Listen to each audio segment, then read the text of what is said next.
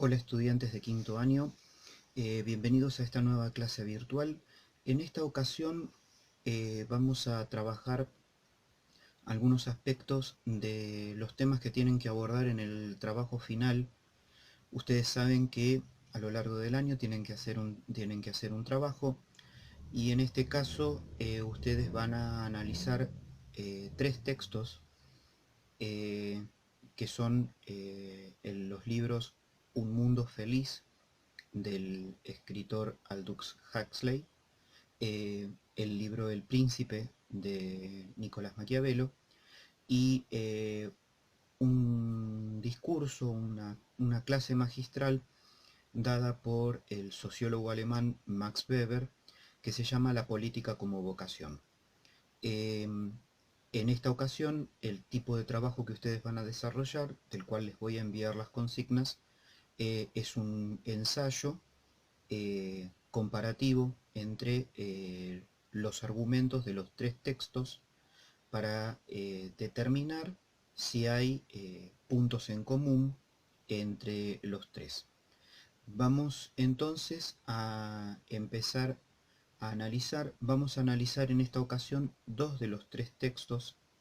Como el libro de Huxley es una novela y es una novela distópica que se parece en algunos aspectos al libro que ya leyeron el año pasado, que es 1984 de Orwell. La idea es que continuemos con este estilo de novelas distópicas.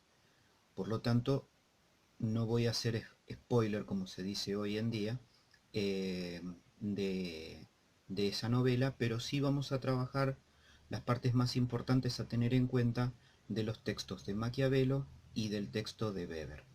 Pasemos entonces al texto de Maquiavelo.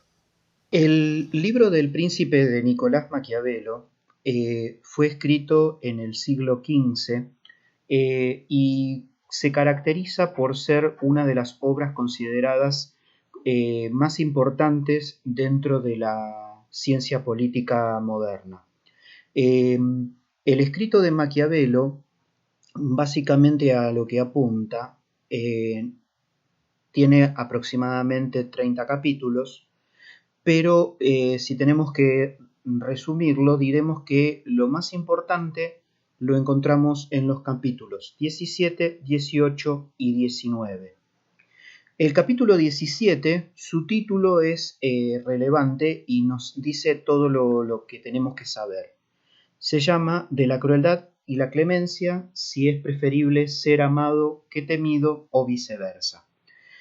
Maquiavelo con esto lo que está dando a entender es que el gobernante, el príncipe, tiene que ser cruel, o sea, no puede ser clemente. La clemencia para él actúa como un signo de debilidad, mientras que la crueldad es una forma de imponer poder, lograr ser temido, pero a su vez ser considerado necesario, por lo tanto, ser tomado como alguien que va a ser amado por el miedo que genera.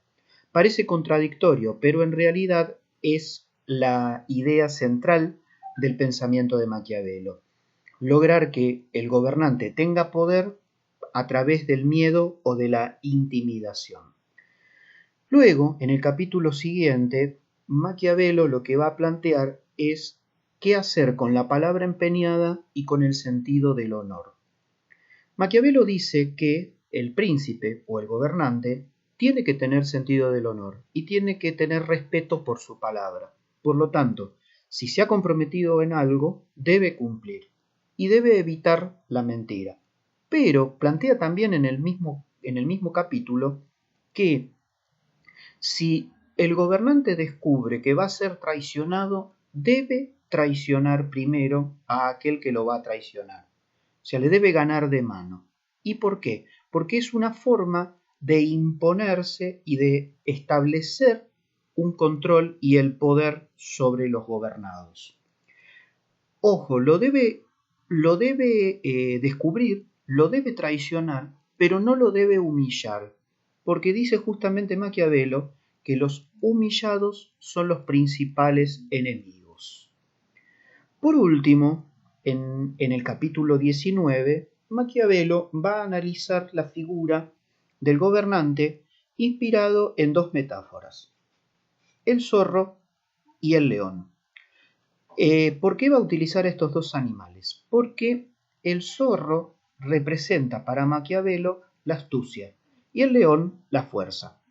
Por lo tanto, para él, un gobernante ideal es aquel que logra ser astuto como el zorro, pero fuerte como el león. Y aún, aunque no lo fuera, o sea, aunque no fuera fuerte, debe aparentar fuerza.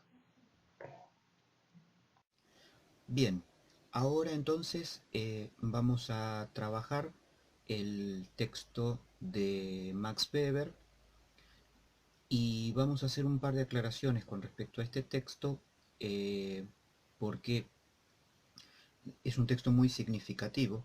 Eh, el autor lo desarrolla como una clase magistral en la Universidad de Múnich y en un año muy característico que es el año 1919. Alemania viene de ser derrotada de la Segunda Guerra Mundial, perdón, de la Primera Guerra Mundial, viene de firmar el Tratado de Versalles y todo eso significa una situación para Alemania extremadamente compleja desde el punto de vista político y económico. Y todo eso deja una especie de vacío institucional y justamente lo que Weber trata de hacer en este texto es advertirle a los alemanes qué es lo que les puede llegar a pasar si no se hace nada para, para revertir la situación que se está viviendo. Porque en realidad muchas veces se lo acusó a Weber de ser un ideólogo del nazismo, con algunas de las cosas que él plantea en este texto, pero en realidad era todo lo contrario. Weber pretendía resolver la situación y en realidad lo que está tratando de hacer es decirle a los alemanes, cuidado, porque si no hacemos nada vamos a terminar en el nazismo, como una especie de advertencia. Además, es ilógico pensar esto porque Weber pronuncia este discurso que después se transforma en texto eh, y al año siguiente muere y recién el primer intento de Hitler por tomar el poder se produce en 1924, con lo cual ya para ese momento Weber llevaba 5 años de fallecido. Y lo interesante del texto en este punto es ver ese planteo en particular que después lo vamos a analizar en profundidad que tiene que ver con los liderazgos carismáticos. Empecemos a trabajar el texto de Weber. Del texto La política como vocación hay tres aspectos que son los más importantes a tener en cuenta de la obra de Max Weber. La primera es cómo Max Weber define el Estado y qué es para él el Estado. La segunda son los tipos de dominación o cómo ejercen la autoridad los gobernantes y de qué manera. Y por último, el tipo de político que él considera son importantes. La primera de las definiciones que él da, que es el concepto de Estado, él nos plantea que el Estado es el monopolio del uso legítimo de la violencia. Por lo tanto, solamente el gobernante es el que puede utilizar la violencia como un medio de instrumentar el orden establecido para el cual el Estado es creado.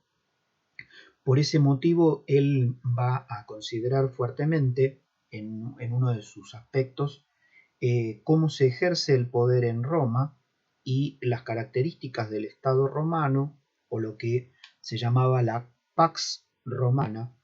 Pax significa paz, entendiendo la paz como el orden romano. Hay una frase del emperador Marco Aurelio que dice que la Pax Romana descansa sobre el águila de sus legiones. Por lo tanto, esto significa que el gobernante ejerce un poder legítimo y a través de la violencia instrumenta el orden. ¿Cómo se dan los tipos de dominación o los tipos de gobernantes según Max Weber? Él considera que existen tres tipos, lo que él va a llamar dominación carismática, dominación tradicional y la dominación legal. La dominación tradicional es la que proviene de la herencia y por lo tanto quiere decir es la que nos encontramos en formas de gobiernos como la monarquía, no solamente ella, también por ejemplo son formas de gobiernos tradicionales, lo que hoy conoceríamos como teocracias o gobiernos de sacerdotes, donde la autoridad religiosa es la que tiene el pleno poder. Es un ejemplo por poner la República Islámica de Irán, donde son los sacerdotes musulmanes los que convalidan la elección del presidente. Eso es una teocracia. Luego tenemos lo que se llama la dominación carismática, que él desarrolla y a la cual le da una fuerte importancia porque entiende que redunda en una serie de peligros. ¿Cuáles son? En primer lugar, una dominación carismática, el carisma es las características de una persona, alguien carismático es una persona con una personalidad que llega a los demás y que permite captar a los demás, generar confianza y que termina generando una forma de gobierno que puede volverse autoritaria y paternalista. Para Max Weber esto tiene que ver con, por ejemplo, los gobiernos demagógicos, lo que hacia el final del periodo romano se conoció con el nombre de pan y circo, es decir, esto de hacerle obsequios al pueblo para que el pueblo esté contento conmigo y ofrecerle una distracción para que el pueblo no esté pendiente de qué es lo que hago o dejo de hacer como gobernante. El riesgo de esto es que el gobernante se convierta en un dictador y abuse del poder de manera totalmente autoritaria. El caso concreto, si bien hemos dicho que él no lo llega a ver, el caso concreto es el caso de Hitler, que se convierte en un dictador para el pueblo alemán, pero con la confianza de que el pueblo alemán lo ama, en que el pueblo alemán está totalmente convencido de que es lo mejor que le puede haber pasado, teniendo en cuenta que la llegada de Hitler al poder se produce de manera democrática, porque recordemos que él en la elección de 1933 gana con el 65% de los votos y eso le permite quedarse con las bancas del Parlamento alemán y de esa manera ser electo primer ministro de Alemania. Luego nos encontramos con lo que se llama la dominación legal. La dominación legal para Weber es la más importante, es la que se da en los estados que podemos considerar democráticos, pero también tiene un riesgo. O sea, la dominación legal es la que se rige por la ley y por el derecho. Pero el riesgo ¿dónde radica? En que los estados legales, por el exceso de leyes, se vuelvan burocráticos. Y la burocracia sea lo que haga que el gobierno se vuelva algo pesado e insoportable para los mismos gobernados. ¿Qué es burocracia? Burocracia es una palabra que tiene una raíz del francés, una raíz del griego, kratos en griego es poder, y bureau significa escritorio, o sea, es el poder que está detrás de los escritorios. En sí mismo es lo que nosotros hoy diríamos que un Estado es burocrático cuando se vuelve una máquina de impedir. Cuando yo tengo que hacer un trámite y se me exigen cientos de miles de certificados y constancias para poder llevar adelante ese trámite, y que ese trámite en vez de durar días u horas dure meses o años y sea una cosa interminable. Y por otro lado, esta cuestión en donde se vuelve una especie de máquina de impedir, en donde la persona no sabe ni por dónde arrancar. Un Estado se vuelve burocrático cuando yo, por ejemplo, para abrir un comercio, el más mínimo que sea, necesito un contador y un abogado que me explique las reglas para abrir ese comercio. Después de explicar esto, Weber lo que hace es analizar la figura del político. Y él termina concluyendo de que existen dos clases de políticos. Los políticos que viven de y los políticos que viven para. O sea, los políticos que viven de la política y los que viven para la política. El funcionario que vive o el político que vive para la política es aquel que entiende que la política es un servicio a la comunidad y por lo tanto lo que hace es sacrificarse en pos de la comunidad, o sea, ofrece su servicio y no espera nada a cambio para poder ejercer esa autoridad política. Es el caso, por ejemplo, en la República Argentina, de hombres como el doctor Ricardo Balbín, un importante dirigente de la Unión Cívica Radical, que si bien nunca llegó a ser electo presidente, lamentablemente siempre perdió las elecciones en las que se presentó, entendió que la política era un servicio. El otro ejemplo que a mí me gusta poner es el caso del expresidente Patricio Aylwin de Chile, un hombre que nosotros sabíamos que era el presidente porque salía a la calle acompañado por una custodia de carabineros o porque en su casa de Valparaíso, porque no quiso vivir en la residencia presidencial del Palacio de la Moneda, en su residencia de Valparaíso había una garita con una consigna de carabineros en la puerta y que cuando terminó su mandato como presidente no se presentó a ninguna reelección, sino que se fue a su casa y volvió a ejercer su rol de abogado. Eso es ser un político que vive para. El político que vive de la política es aquel que se transforma en funcionario público y que su tarjeta de presentación dice funcionario público. Es aquel que en algún momento fue concejal, después intendente, después diputado, después senador nacional, gobernador de provincia, ministro, secretario, que pasó toda su vida ejerciendo un rol en la función pública. De estos, Weber distingue a dos dentro del político que vive de. Distingue al burócrata, que es el que pone la firma en los documentos, y al tecnócrata, del cual al que considera, digamos, más perjudicial, es al tecnócrata porque es el que está en realidad detrás de las decisiones.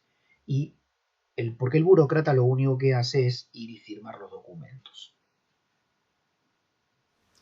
Bien, esto ha sido todo por ahora. Como ustedes saben, el trabajo final, ustedes deciden en qué momento del cuatrimestre, de este cuatrimestre o del próximo, lo pueden presentar. Es interesante que ahora que tenemos más tiempo, ustedes aprovechen para leer los textos. Son textos que al principio pueden ser dificultosos de leer, pero que suelen llegar a prestar algún tipo de interés. Así que los invito a, en los momentos de intervalo entre trabajo y trabajo de cada materia, ir aprovechando a leer estos textos para ir analizándolos y poder empezar a elaborar su trabajo final y probablemente, si alguno toma la decisión, presentarlo en este cuatrimestre. Bien, eso es todo por hoy y nos vemos en el próximo video.